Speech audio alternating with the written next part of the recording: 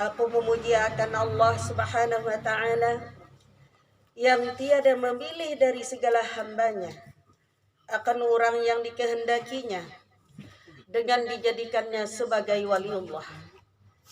Dia menentukan akan walinya itu akan membawakan segala rahasianya. Dan dia Allah Subhanahu wa Ta'ala menghampirkan akan walinya kepadanya dengan sebab terdahulu oleh pertolongannya.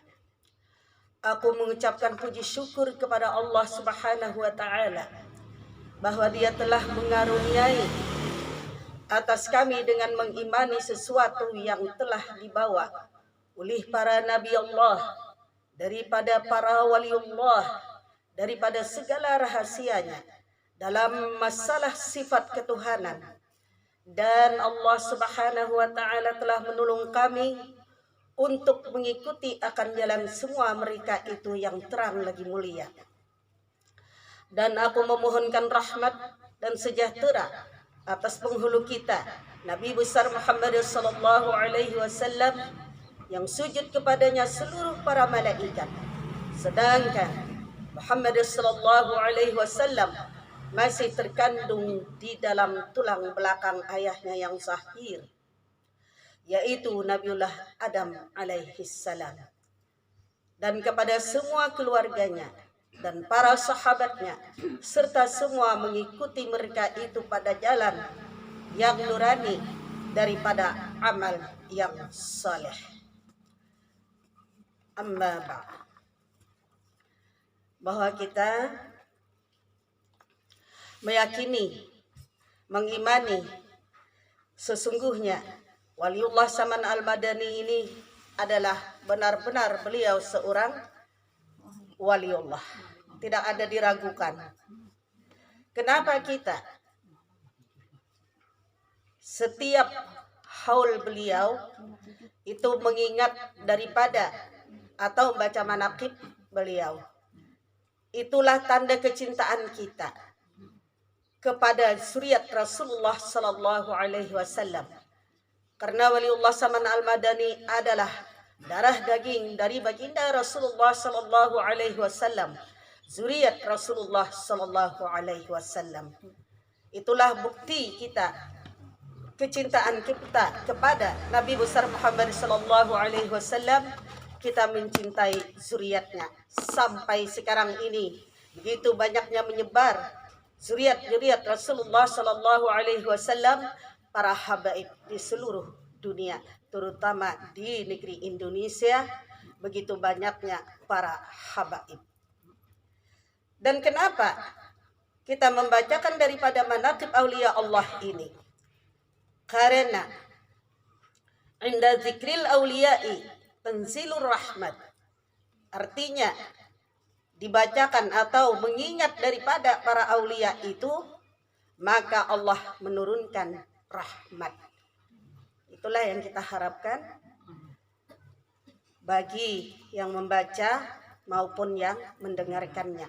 Sama, Allah menurunkan rahmatnya. Dan mudah-mudahan Allah benar-benar menurunkan rahmatnya kepada majelis kita yang kita cintai ini, yaitu Raudhatun Nisa yang dibangun oleh Kiai Haji Hasbullah Manan. Mudah-mudahan arwah beliau mendapatkan kebahagiaan di sana, mendapatkan kelapangan, dijadikan Allah kubur beliau sebagaimana taman surga, dan seperti pengantin baru penuh dengan kenikmatan harumnya. Amin ya rabbal alamin. Dan sebagaimana daripada wasiat Tuan Syekh Muhammad Saman Al-Madani radhiyallahu anhu, ujar sidin, barang siapa yang membaca Allahumma ighfir li ummati Sayyidina Muhammad, Allahumma arham ummati Sayyidina Muhammad, Allahumma astur ummata Sayyidina Muhammad, Allahumma jubur ummata Sayyidina Muhammad. Ini beliau berwasiat. Mudah-mudahan wasiat sidin ini selalu kita amalkan dan kita sampaikan kepada zuriat-zuriat kita agar wasiat beliau ini terus-menerus diamalkan sampai hari kiamat. Amin ya rabbal alamin. Ini sangat luar biasa. Wasiat ini begitu sangat hebatnya. Kenapa? Subhanallah, masya Allah. Dikala dibaca sesudah salat subuh berturut-turut 4 kali tanpa diselingi dengan perkataan dunia. Allahumma ghfir li ummati sayyidina Muhammad. Artinya, ya Allah, ampunilah bagi umat junjungan kami Nabi besar Muhammad sallallahu alaihi wasallam. Inilah yang sangat luar biasa beliau memberikan wasiat kepada kita. Allahumma gfirli ummati sayyidina Muhammad. Ya Allah, ampunilah bagi umat junjungan kami Nabi Muhammad sallallahu alaihi wasallam. Subhanallah. Masya Allah.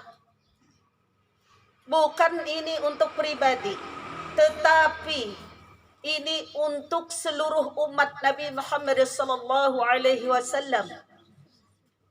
Ini hati yang luar biasa tulus bersihnya, tanpa ada dendam, tanpa ada benci. Dia selalu mendoakan kepada umat Nabi Muhammad sallallahu alaihi wasallam. Inilah asbab daripada kewalian beliau itu. Bayangkan, meminta ampunkan kepada Allah Subhanahu wa taala daripada dosa-dosa kesalahan umat Nabi Muhammad. Maka kita ikuti daripada beliau ini. Subhanallah, masya Allah. Jadi dengan benar-benar kita tulus ikhlas mendoakan kepada umatnya Nabi besar Muhammad sallallahu alaihi wasallam, inilah yang tiada ada dendam, tiada ada benci membenci, tidak ada iri dan dengki dan lain sebagainya. Ini harus bersih hati. Jika dibaca saja tetapi tidak dihayati maknanya, masih saja membenci kepada saudaranya semuslim, masih saja ada iri dan dengki, maka tak akan mendapatkan martabat di sisi Allah sebagaimana kelompok para wali. Kemudian lagi, Allahumma arham ummati sayyidina Muhammad. Ya Allah, maafkanlah bagi umat junjungan kami Muhammad sallallahu alaihi wasallam. Maafkan, rahmatiakan ya Allah umat Nabi besar Muhammad sallallahu alaihi wasallam. Jadi doa ini tidak untuk diri pribadi, tetapi seluruh umat Nabi besar Muhammad sallallahu alaihi wasallam. Nah, subhanallah, Allahu akbar. Kemudian lagi, Allahumma astur ummata sayyidina Muhammad. Ya Allah, tutupilah aib bagi umat junjungan kami Nabi Muhammad. Ini luar biasanya doa beliau ini. Ya Allah, tutupilah aib umat Nabi Muhammad. Masya Allah. Maka tidak ada kata-kata yang menyakiti kepada umat Nabi besar Muhammad sallallahu alaihi wasallam. Tidak mau membuka aib saudaranya, tidak mau membuka aib saudaranya, tidak mau membuka aib saudaranya umat Nabi Muhammad sallallahu alaihi wasallam. Nah, ini jika dibaca ini, tapi tetap dia gosip, tetap dia menyebut-nyebut kejelekan orang lain, maka tidak termasuk martabat aulia Allah. Kada masuk, walaupun ini diamalkan. Ini diamalkan, tetapi dihayati apa kandungan daripada kalimah ini, doa ini. Nah, maka oleh sebab itu jauhkan lisan itu membuka aib daripada saudaranya kita semuslim. Jauhkan, jangan. Subhanallah, masya Allah. Makanya doa ini tutupilah. Setelah membaca doa, tapi setelah siang harinya dia gosip. Nah, ini tidak termasuk. Kemudian lagi yang terakhir, yaitu Allahumma jibur ummata Sayyidina Muhammad. Ya Allah, peliharakanlah bagi umat junjungan kami Nabi Muhammad. Minta pelihara akan, minta jaga akan. Ini adalah suatu doa yang sangat hebat. Minta pelihara akan dari Allah Subhanahu wa taala seluruh umat Nabi Muhammad. Subhanallah. Ini doa yang sangat luar biasa. Dari orang-orang yang terdahulu sejak zaman Nabi Muhammad SAW, para sahabat sahabiyah sampai sekarang ini, sampai akhir zaman, yaitu doa ini selalu untuk kaum muslimin. Luar biasa doa, luar biasa ini, subhanallah. Nah, maka peliharalah diri kita daripada atau lisan kita kepada menyakiti umat Nabi Muhammad sallallahu alaihi wasallam. Karena kenapa? Yang mana disebutkan di dalam manaqib beliau ini, barang siapa membaca ini sebanyak 4 kali berturut-turut sesudah salat subuh, niscaya ia masuk dalam kelompok martabat atau tingkatan para wali kutub. Nah, subhanallah, luar biasanya. Allahumma sholli ala sayyidina Muhammad wa sayyidina Muhammad. Barang siapa mengamalkan ini berturut-turut sesudah salat subuh 4 kali, tiada diselingi akan daripada berkata dunia, maka dia termasuklah di dalam kelompok martabat tingkatan wali kutub. Subhanallah. Tapi ingat, benar-benar dihayati, benar-benar dimengerti, benar-benar ini diamalkan untuk diri pribadi terutamanya, yaitu tutuplah aib bagi umat junjungan Nabi besar Muhammad sallallahu alaihi wasallam, ditutupi, jangan disebut-sebut ada aibnya itu, karena kita pun punya aib, sama kita pada banyak mempunyai dosa, banyak kita mempunyai aib, maka kita pelihara aib saudara kita, jangan sampai disebut-sebut aib mereka. Dan kata Tuan Syekh Muhammad Saman Al-Madani radhiyallahu anhu, tidaklah naik pangkatku ini kepada Allah Subhanahu wa taala melainkan sebab membaca 4 kali berturut-turut, membaca doa tersebut dengan tidak diselingi dengan perkataan dunia.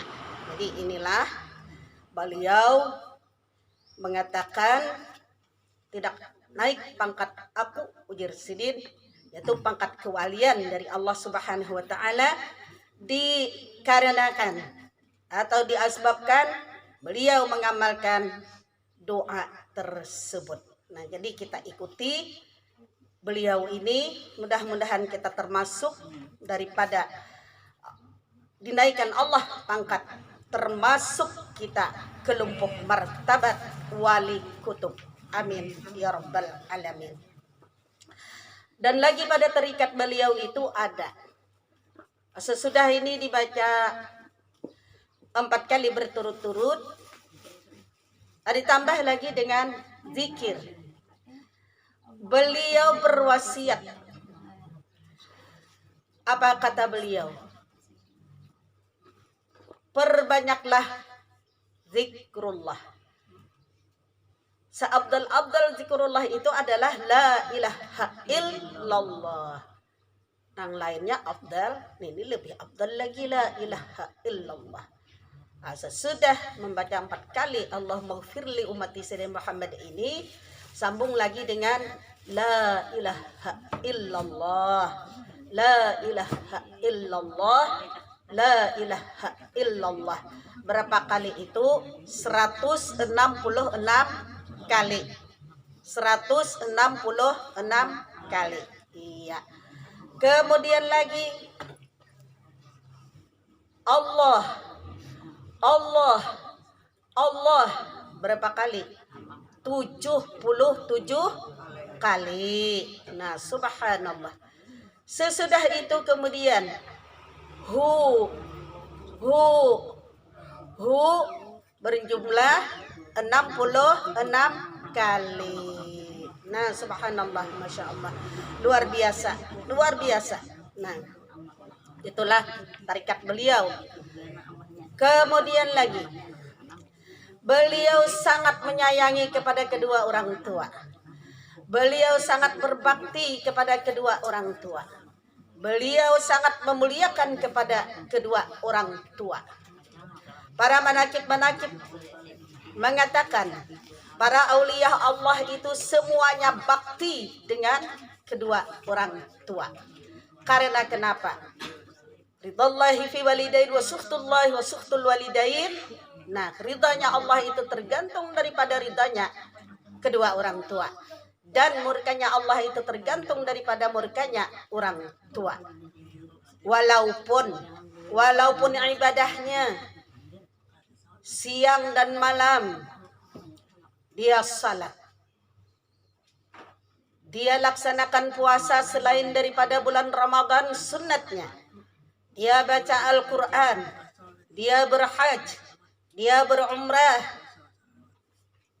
Tetapi jika dia menyakiti kedua orang tua, tetapi jika dia mengecewakan hati orang tua, menjengkelkan hati orang tua, maka Allah tidak akan ridha kepadanya.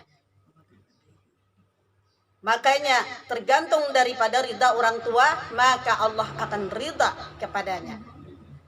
Dipercontohkan di zaman para sahabat yang sangat banyak amalnya, terkenal dia salat berjamaah, dia berpuasa selain daripada bulan Ramadan, dia membaca Al-Quran, dia berperang melawan orang-orang kafir, dia berhaj, dia berumrah.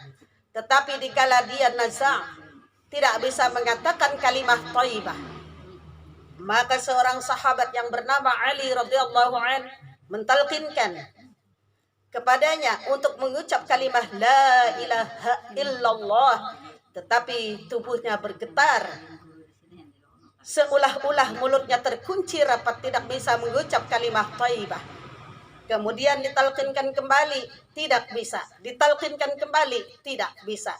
Sehingga diperintahkan kepada Bilal bin Rabah, ya Bilal, berikan berita ini kepada Rasulullah SAW, bahwa sahabat ini dikala naza' tidak bisa mengucapkan kalimah thayyibah.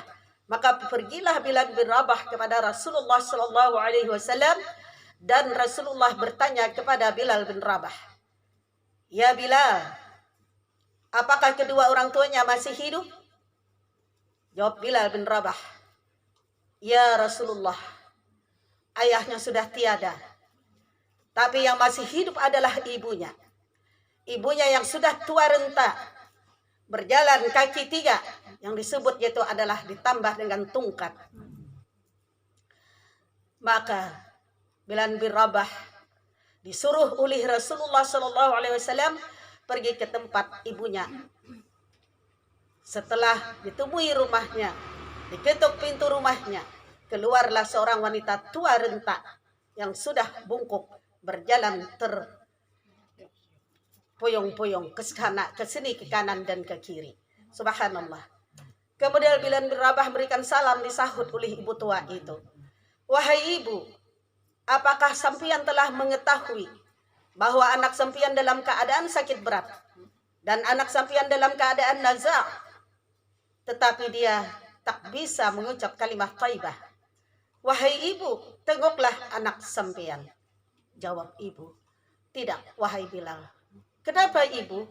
Aku dalam keadaan jingkil, kata beliau. Allahu Akbar. Maka pergilah Bilal bin Rabah kepada Rasulullah dan menceritakan tentang hal itu. Maka Rasulullah SAW, kalau ibunya jengkel, baiklah, kata Rasulullah, wahai para sahabat, kumpulkan kayu bakar sebanyak-banyaknya untuk membakar sahabat kita ini karena kejengkelan daripada hati ibunya, agar nanti kelak di negeri akhirat dia tidak akan dibakar oleh api neraka. Sehingga para sahabat mengumpulkan kayu bakar. Mendengarlah ibunya yang tua renta itu dalam keadaan anaknya akan dibakar. Maka ibunya berjalan ke tempat Rasulullah Shallallahu Alaihi Wasallam dengan tongkatnya, dengan tertitih-titih dia berjalan melangkah.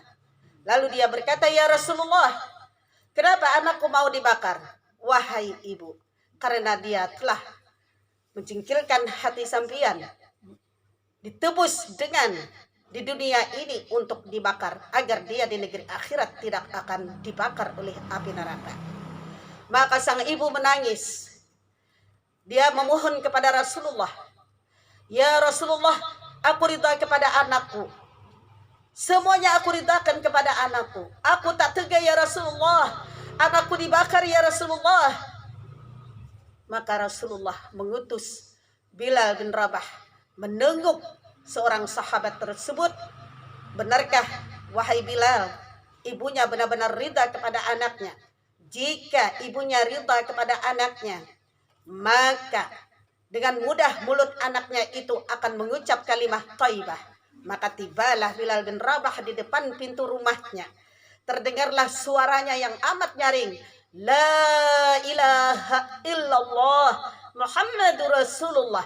Maka wafatlah seorang sahabat ini dengan husnul khatimah, daripada karena asbab ridhanya seorang ibu, mudahnya dia mengucapkan kalimat thayyibah.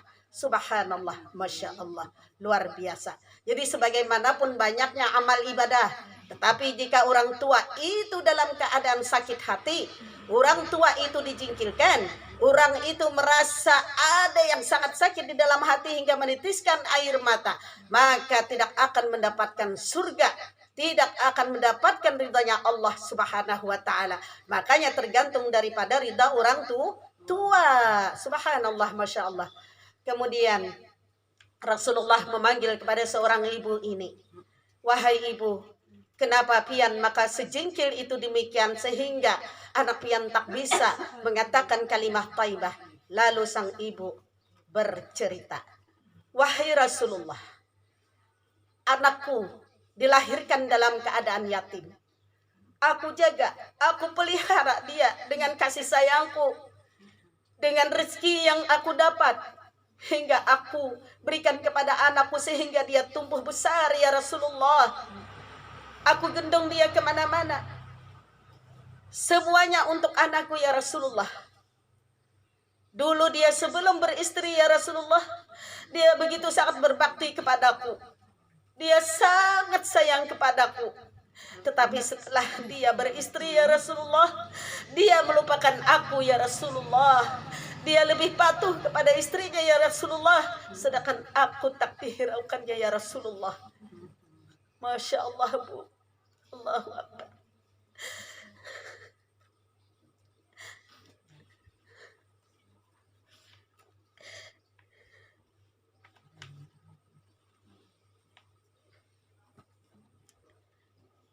Ya Rasulullah, aku rindu dengan anakku. Sudah beberapa bulan dia tak tengok aku ya Rasulullah. Begitu aku rindunya dengan anakku, aku yang tua renta tak bisa melangkah ya Rasulullah ke tempatnya, sehingga aku kirim sepucuk surat kepadanya ya Rasulullah.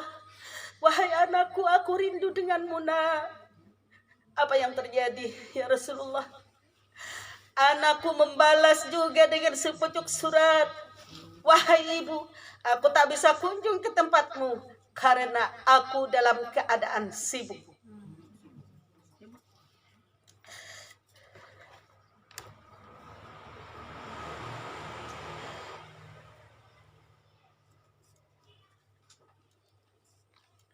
Yang kedua ya Rasulullah, aku amat lapar. Sudah beberapa hari aku tak makan ya Rasulullah. Aku ingin makan ya Rasulullah. Aku kirim kembali surat kepada anakku. Wahai anakku, sekian lama sudah aku beberapa hari tak makan. Berikanlah kepadaku nafkah. Maka datang lagi lah sepucuk surat ya Rasulullah balasannya. Wahai ibu, aku tak bisa memberikan kepadamu karena rezeki yang aku cari untuk istri dan anak-anakku.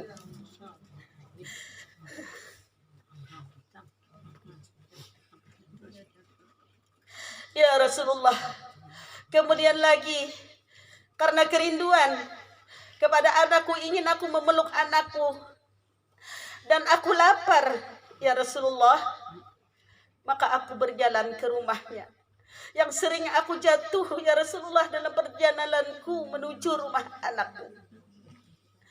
Dan aku temui di rumah itu ya Rasulullah, ada di atas meja seputung roti ya Rasulullah. Karena aku dalam keadaan lapar, maka aku begitu pingin makan roti itu, maka aku ambillah roti itu ya Rasulullah. Dan setelah aku mau menyuap dengan mengucap kalimah Bismillahirrahmanirrahim, dari belakangku berteriaklah anakku, wahai ibu, jangan engkau makan roti itu. Roti itu untuk istriku.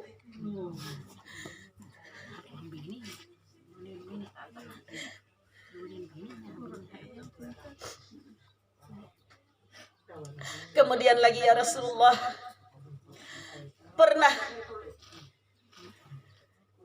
anakku membawa 2 buah kantungan atau jambil, kemudian ditaruh oleh anakku di atas meja. Aku begitu gembiranya hingga aku buka daripada tempat itu, wadah itu ya Rasulullah. Setelah aku buka, yang satu pakaian yang indah lagi baru, yang satunya pakaian yang sudah setengah pakai ya Rasulullah.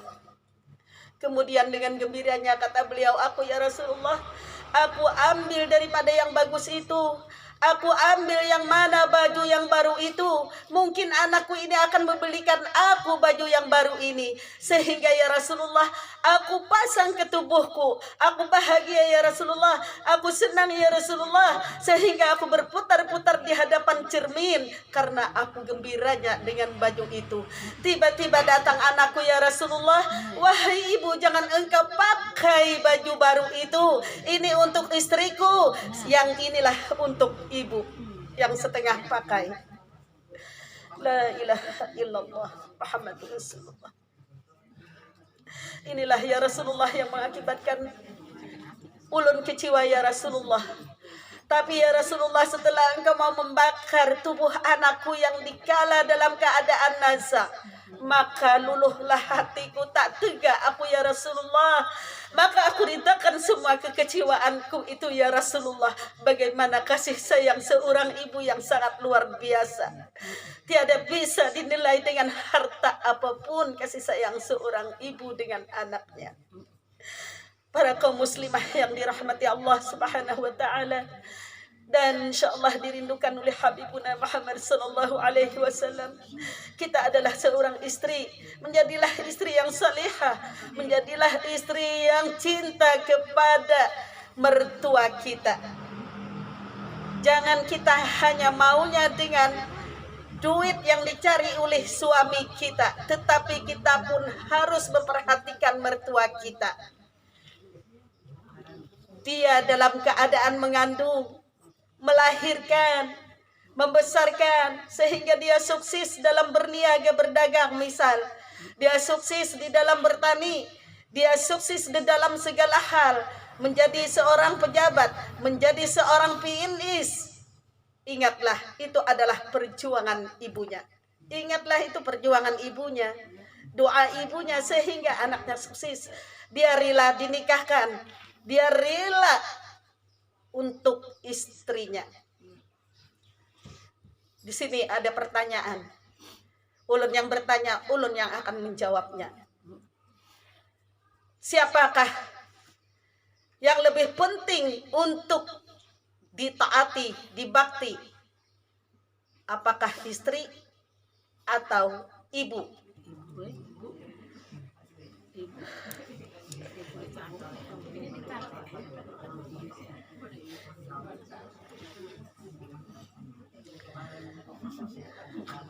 Tidak ada yang dinomor satukan, Bu.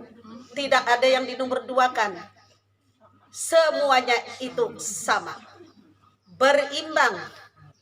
Kita cari nafkah untuk istri kita, Misal seorang suami untuk istri dan anak-anaknya, kewajibannya. Ibunya adalah juga kewajibannya. Jika istrinya dibelikan baju, ibu juga dibelikan baju. Harganya yang sama. Harganya yang sama.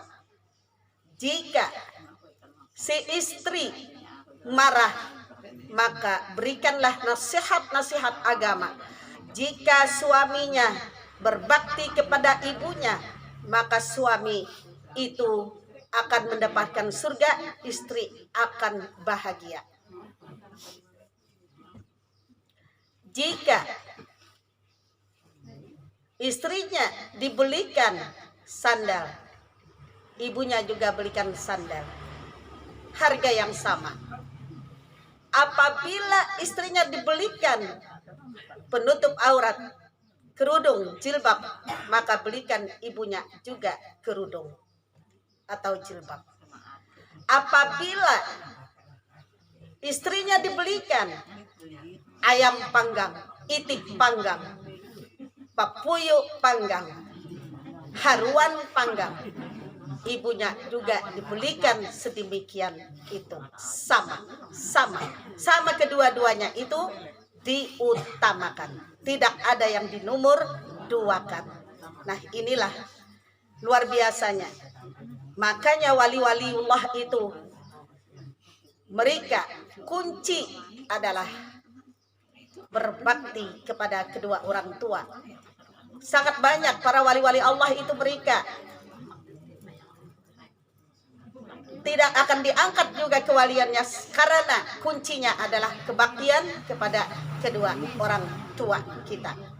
Nah, jadi kita harus ikuti daripada mereka-mereka yang dicintai Allah. Umpat jiwa kita.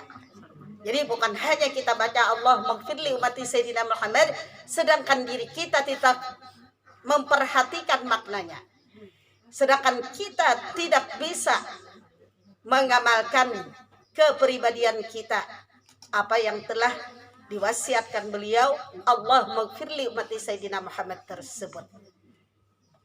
Dan kita sebagaimana umat Nabi besar Muhammad sallallahu alaihi wasallam diperintahkan birru walidain, berbuat baiklah kepada kedua orang tua.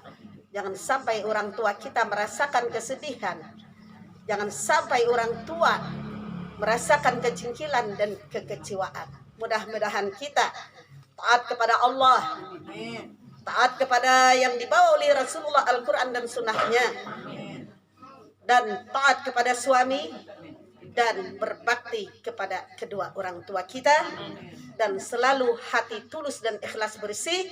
Tidak ada dendam, tidak ada benci-membenci, tidak ada gusip, tidak ada iri dan dengki. Mari kita luruskan hati kita, luruskan pemikiran kita, agar kita dipandang oleh Allah dan Rasulullah Muhammad sallallahu alaihi wasallam. Sampai disinilah pembacaan manaqib kita.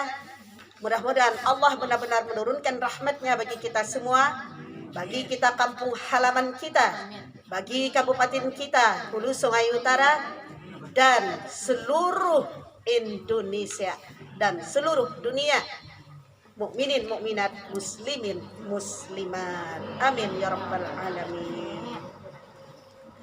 Ya Allah biha, ya Allah biha, ya Allah bihusnil khatimah, ya Allah biha, ya Allah biha, ya Allah bihusnil khatimah, ya Allah biha, ya Allah biha, ya Allah bihusnil khatimah.